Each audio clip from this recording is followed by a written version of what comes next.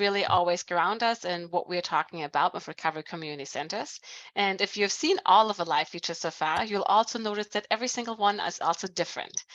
Today, we have Angela Burton with us from the Detroit Recovery Project, and she's going to tell us about her RCC, where she's working at. So, Angela, can you tell us what happens when you walk through the door of a Detroit Recovery Project? It is my pleasure. Thank you first for having me. Um, I'm a little nervous, so please We all give are. me give me a little bit of grace. Bettina pushed me to do this, and so I'm excited to be here to talk to you guys.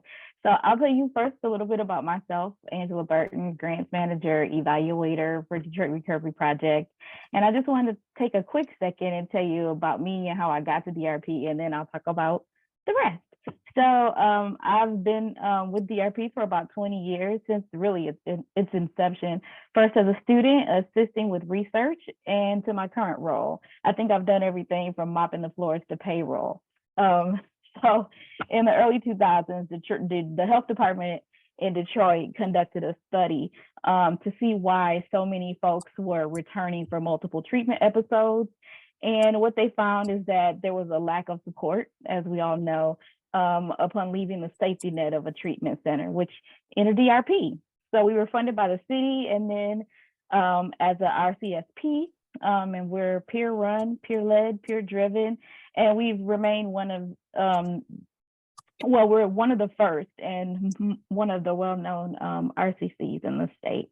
So if you were to walk into DRP as a person seeking support, you will most likely be greeted by a kind, familiar face, because the majority of DRP staff are persons in recovery with lived experience, and they're working in every role possible as peer mentors, as therapists, you name it. So it's likely you've probably seen them at your local treatment center, or during an outreach in the streets of Detroit, or even at a local NA meeting or an NA meeting at DRP.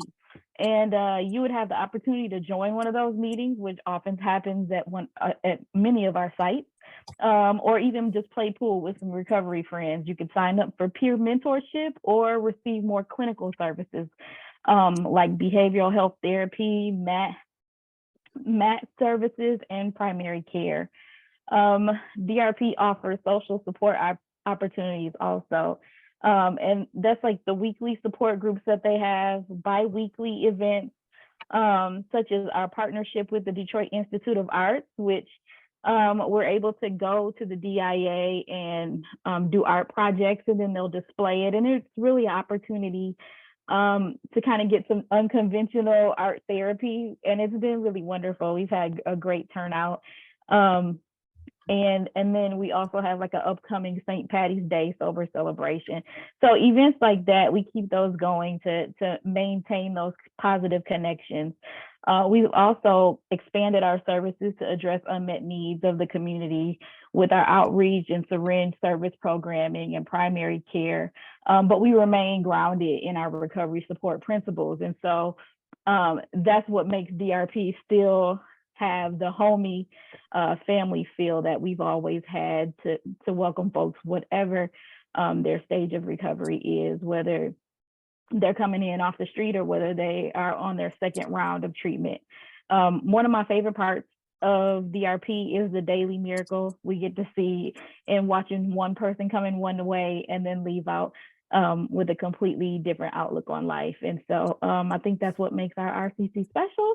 And I'm really thankful for the opportunity to share it with you.